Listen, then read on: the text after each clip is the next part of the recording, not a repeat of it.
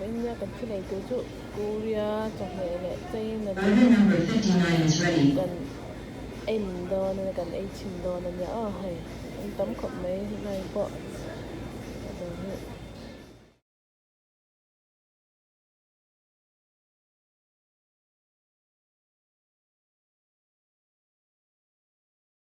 bên nhà cái tổ chức này Maryland Qualzin Light thì nó Maryland à cái ngày nó đi đâu mấy cái đồ này mình nghe Udon anh tiếng mà Udon anh nhá hay mi khen khát thi chén sòm lệ sen sòm quá bạc quá anh ấy chú text nên cho anh chén sòm bạc nhỉ lệ sen àวันนี้ đồ anh ấy chú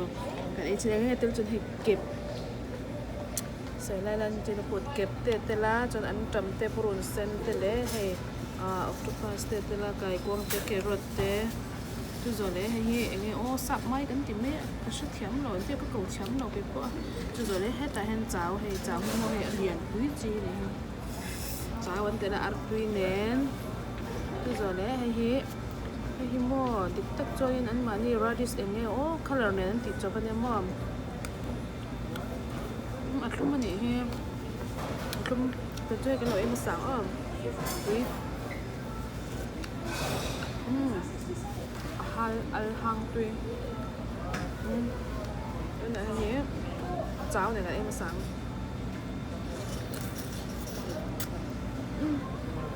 sữa bò cái thôi rồi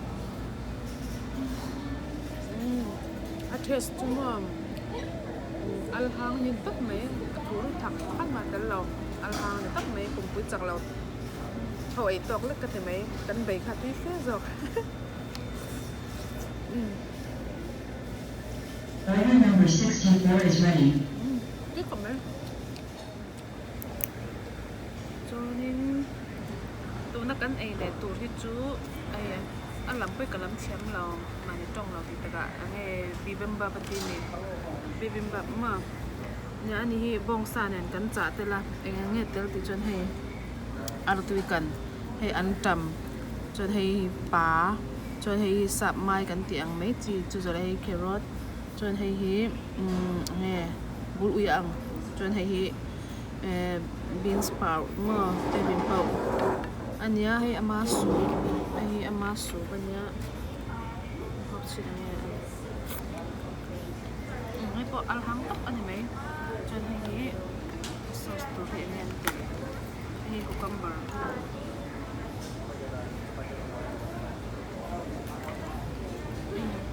còn mặt trơn thì tới tặng nên thật là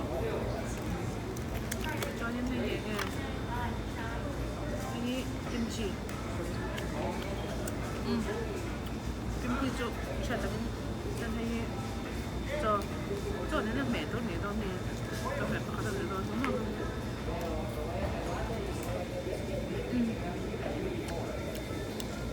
ăn cái gì ăn rất mà cái này thua thật á tới là alhang tóc này cái bạn ấy cùng với mặt tổ cho mày nọ lẩu cái sauce này cái đến chừng nữa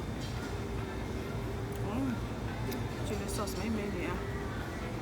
với nhà cho cái cắn tầm thịt lâu nè sẽ là cắn nụ bánh cái loại rồi nên cho cái làm đấy nghe anh đi tiang tôi LMM lo ha thu RM lo ha mà sẽ seafood rim tu cái tema okay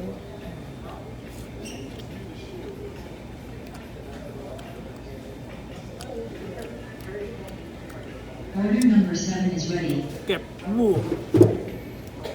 tôi kẹp lại phải octopus bây giờ tôi còn hay lâu vậy kẹp tấm tôi phim được kẹp tấm menu anh này là cái này to luôn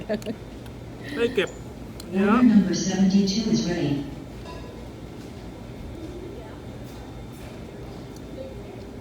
hey bây giờ trong cái rượu cho nó mặc lấy không chào anh thì mấy luôn vai trò ở trên thì mà chào cho vai trò anh thì là khâu suy tí là khâu suy thì mấy noodle mà nó suy hay mình bị khó mà này mình dâu trong ngành tiếng phải là thằng suy xây cái thì mấy dân mình rồi Order number 71 is ready.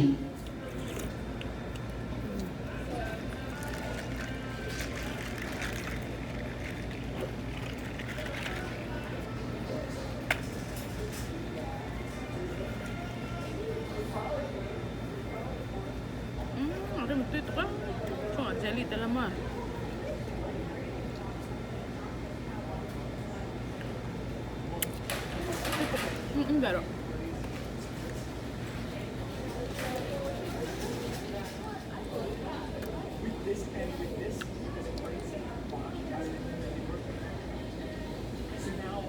tụi em ihana mi vẫn nhớ nó sợ Ăn tùy nó gần rung thôi. ngày tòa phát rồi này Nó chỉ phổ liệm, ai hết nó phổ nụ, nó chỉ nụ hết. Ăn tùy nó ăn taste khá đắng. lên mình là tùy đàn tùy đàn Cho chăng cả ngồi lại phát tầm các ngày tuột xuống tiếng hay.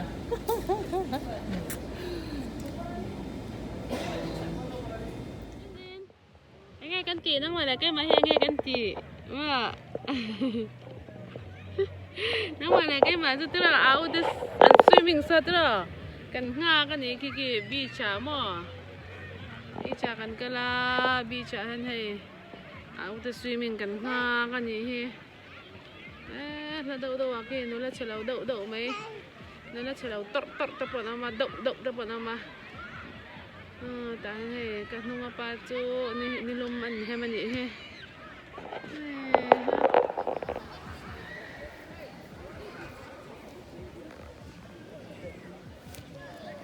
áo tay zong me den wow hay mer lên nè cần u ta he nè tới mình so mà hay cậu mình khoang cái lẽ cậu thiang cái te ôi xem rốt quý rap thạc nghe cái nắng ôi vẫn xem tấm rơi về mi cái tấm sâu xí là hay in tẹt luôn này hay anh xem mà này hay mà cột choạc mi dâu cháu ca cột choạc ngay này hay mi dâu in này hay mi dâu cột choạc